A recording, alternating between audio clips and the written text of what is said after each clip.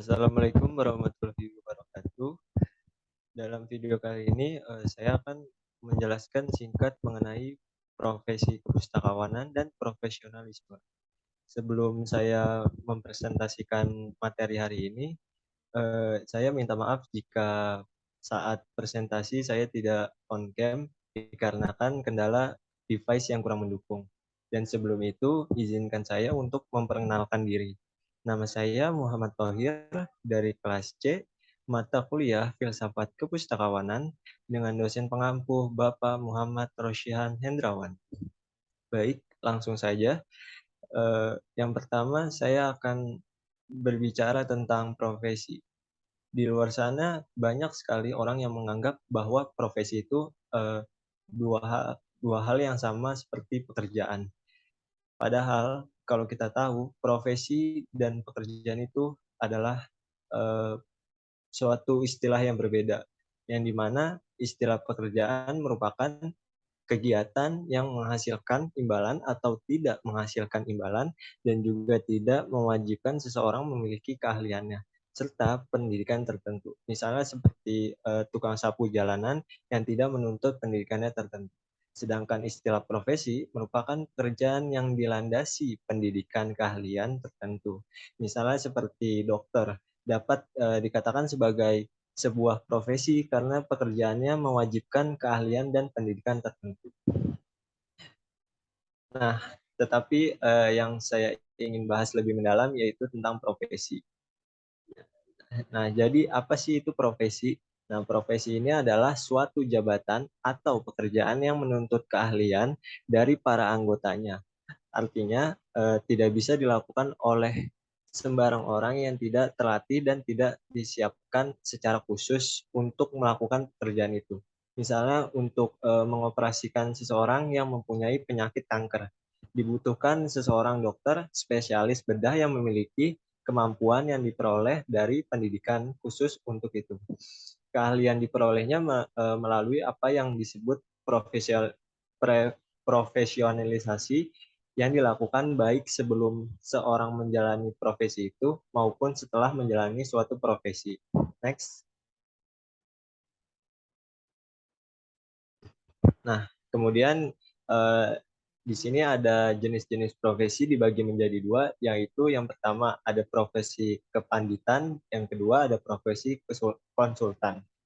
Nah, yang pertama di sini profesi kepanditan merupakan profesi seseorang yang bekerja berdasarkan atas gajinya yang ditugaskan oleh pimpinan. Contohnya seperti guru, dosen, dan wawancara.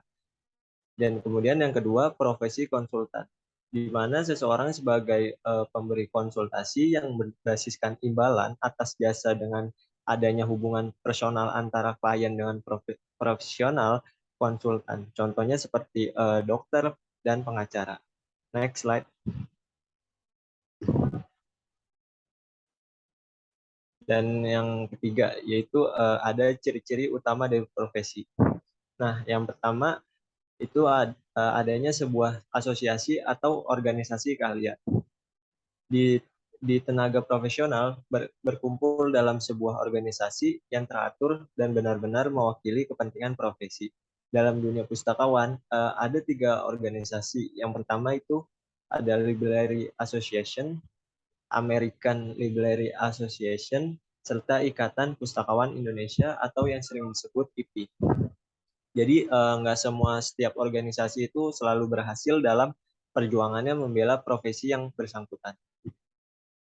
Kemudian yang kedua itu terdapat pola pendidikan profesi yang jelas. Nah, dalam struktur pendidikan, pustakawan harus jelas, terutama bagi sekolah perpustakaan yang belum mendapatkan akreditasi ALA atau yang sering disebut Organisasi Pustakawan Amerika.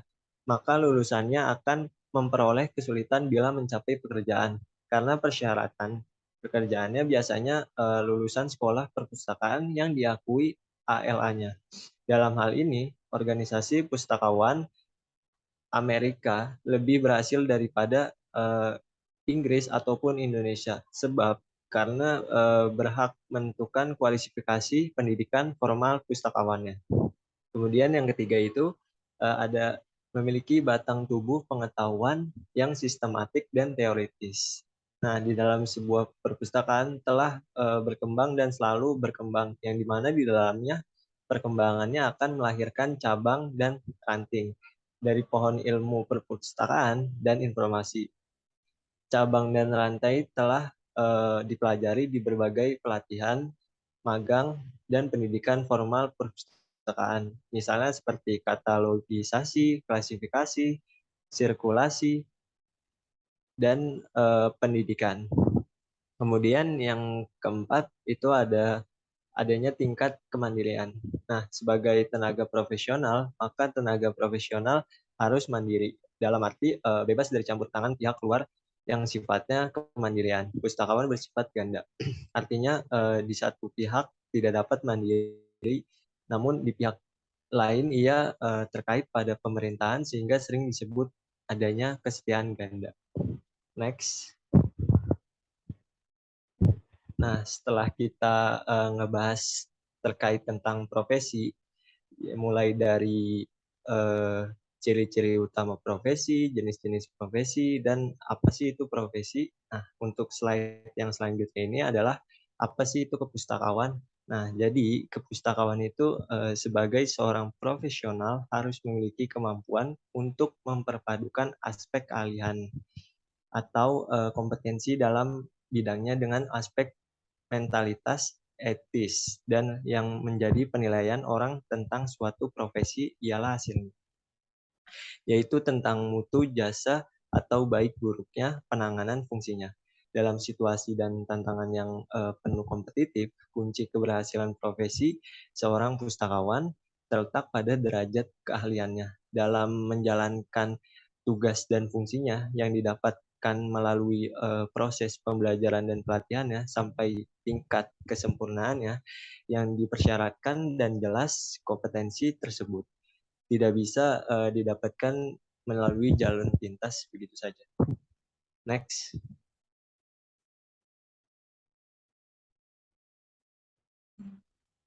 Nah, yang selanjutnya itu ada tugas pustakawanan. Jadi di setiap profesi memiliki fungsi dan karakter bidangnya masing-masing. Misalnya ya seperti dokter bergerak di bidang kesehatan, hakim bergerak dalam bidang keadilan, dan guru bergerak dalam bidang pendidikan. Nah, kalau pustakawan melakukan aktivitasnya dalam bidang perbukuan dan penginformasian. Oleh karena itu, pustakawan memiliki fungsi strategis dalam pengembangan ilmu pengetahuan dan informasi ilmiahnya. Fungsi dan tugas pustakawan yang berkaitan dengan pengembangan ilmu pengetahuan yaitu adalah yang pertama, menyimpan, mengatur, dan mengawetkan kekayaan intelektual dan arsitek manusia dalam berbagai bentuk. Yang kedua, mempermudah pemanfaatan sumber informasi dengan tetap menjaga keselamatan dan keamanan koleksinya. Yang ketiga, mengkomunikasikan informasi yang dimiliki atau yang diketahui kepada masyarakat yang memerlukannya. Dan yang keempat, mencarikan informasi yang diperlukan pemakai ke berbagai perpustakaan, pusat informasi, pusat dokumentasi, maupun ke media internal dan lain. Next. Nah, di sini kondisi profesi dan profesionalisme pustakawan di Indonesia itu ada dua faktor. Yang pertama itu ada faktor eksternal dan faktor internal. Nah, yang saya akan bahas dulu yaitu faktor eksternal. Nah, jadi dalam faktor eksternal ini yang pertama faktornya berawal dari masyarakat. Nah, dalam masyarakat ini kurangnya ada aspek apresiasi atau penghargaan pada informasi. Nah, yang mengakibatkan kurangnya kebutuhan masyarakat akan jasa para profesi informasi, termasuk pustakawan. Di dalam kehidupannya, atau dengan kata lain kebutuhan masyarakat akan layanan informasi melalui lembaga-lembaga informasi relatif rendah. Dan yang kedua itu ada dari faktor internal. Yang dari faktor internal yang pertama ada pustakawan, lembaga perpustakaan, dan dampak digitalisasi informasi. Tapi yang saya akan bahas terlebih dahulu yaitu tentang pustakawan. Nah, jadi pelayanan informasi yang diberikan pustakawan seringkali kurang dapat memenuhi kebutuhan pengguna. Kita masih sering menjumpai staf perpustakaan yang mengecewakan user dalam layanannya. Belum lagi seperti tenaga-tenaga perpustakaan yang tingkat pendidikannya bervariasi.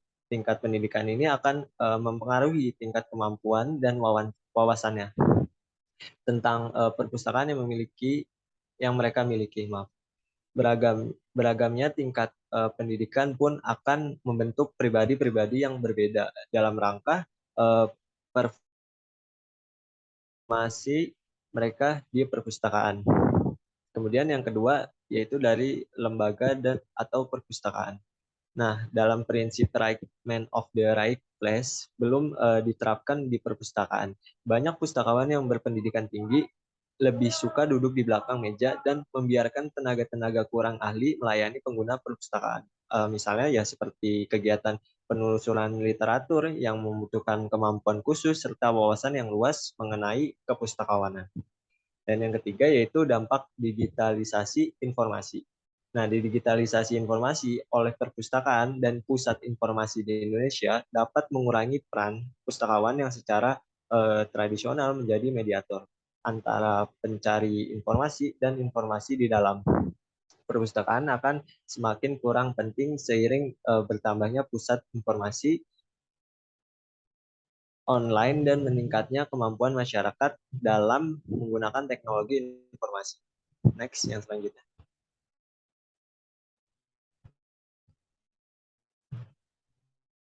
Oke, jadi yang terakhir itu saya akan membicara tentang profesionalisme. Nah, jadi profesionalisme ini memiliki arti makna pekerjaan yang dilakukan dengan keahlian khusus. Begitu juga dengan profesionalisme pustakawan yang dituntut untuk dapat menanamkan nilai tanggung jawab dan dapat mengabdi serta memberikan mutu hasil kerja yang berkualitas yang tidak dapat dilakukan selain seseorang pustakawan.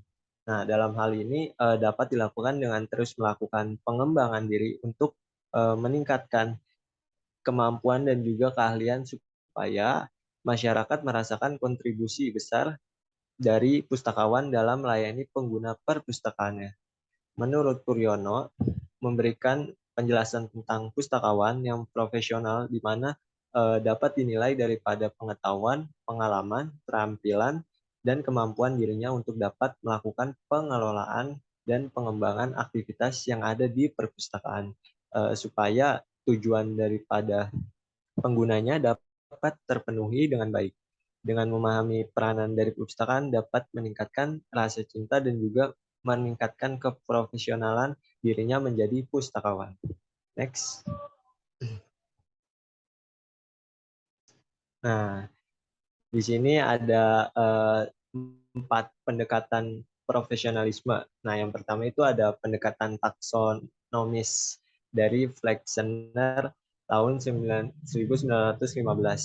Ya, beliau memusatkan perhatian pada profesi sebagai sebuah kategori pekerjaan khusus yang memiliki atribut atau ciri-ciri khusus yang menekankan pada persyaratan untuk menjadi seorang profesional. Kemudian yang kedua ada pendekatan fungsional yang, yang disampaikan oleh L. Parson tahun 1968 yang mempersoalkan fungsi-fungsi profesi di dalam sistem masyarakatnya dan dalam hubungan sebuah profesi dengan klien. Yang ketiga, ada pendekatan proses.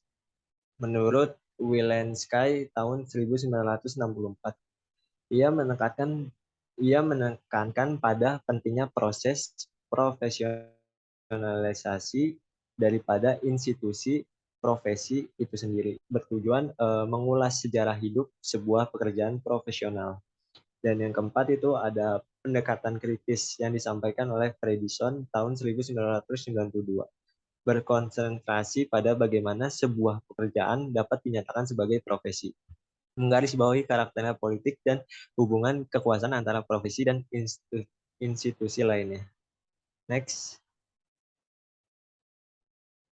Oke, yang terakhir ini ada peran dan profesionalisme di kepustakawanan. Nah, pustakawan memiliki peran Yang penting diantaranya yaitu adalah edukator, manajer, administrator, dan supervisor. Nah, yang terkait edukator dan atau pendidik, peran pustakawan dalam hal ini ialah melakukan pengembangan dan pengajaran kepada pengguna ataupun pegawai perpustakaan dengan membuat persediaan informasi yang beragam. Nah, kemudian peran manajer ialah pustakawan yang mengatur atau mengelola informasi antara sisi yang satu dengan yang lainnya, karena intensitasnya informasi akan terus mengalami peningkatan sehingga dibutuhkan proses pengolahan yang baik. Kemudian yang ketiga itu ada administrator, yaitu peran pustakawan untuk merancang penyusunan pelaksanaan dan pencapaian terhadap tujuan yang mana terus melakukan perbaikan supaya dapat mengevaluasi program perpustakaan serta dilakukan analisis dari hasil capaiannya. Kemudian peran pustakawan sebagai supervisor ialah untuk dapat membina profesional dalam pengembangan jiwa kesatuan di antaranya sesama perpustakaan supaya dapat bersatu sehingga semangat kerja dapat ditingkatkan lagi. Peran ini juga dilakukan untuk membuat peningkatan pengetahuan dan keahlian daripada pustakawan yang lain dan juga masyarakat atau pengunjung perpustakaan. Nah, peran ini juga sangat penting menuntut adanya wawasan yang luas tentang bidang-bidang pekerjaan pustakawan. Sangat berperan penting membuat suatu kemajuan bagi perpustakaan. Next. Nah, jadi dari semua materi yang sudah saya sampaikan mengenai profesi kepustakawanan dan profesionalisme, dapat disimpulkan bahwa pustakawanan pada dasarnya adalah profesi yang ada dalam masyarakat. Nah, profesi pustakawanan sama halnya dengan profesi-profesi lainnya yang membutuhkan profesionalisme dari individu-individu tersebut.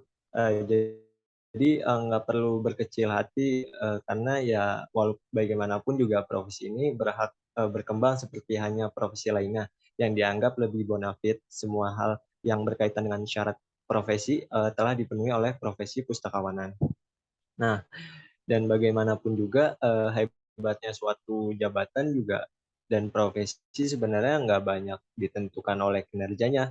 Mereka yang bekerja sesuai dengan bidangnya atau profesinya itu. Tanpa adanya unjuk kerja yang memadai, maka profesi pustakawanan mungkin tidak akan dikenal orang ataupun masyarakat lainnya. Nah, jadi image mengenai pustakawan hanya hanya individu sendiri yang mampu mengubahnya. Semua ya balik lagi pada peran pemegang profesi ini. Akankah kita jadikan profesi ini sebagai profesi yang berkembang atau hanya yang jalan di tempat? Baik, cukup sekian penjelasan materi saya pada hari ini. Kurang lebihnya mohon maaf jika ada salah kata. Saya Saya ucapkan terima kasih. Wassalamualaikum warahmatullahi wabarakatuh.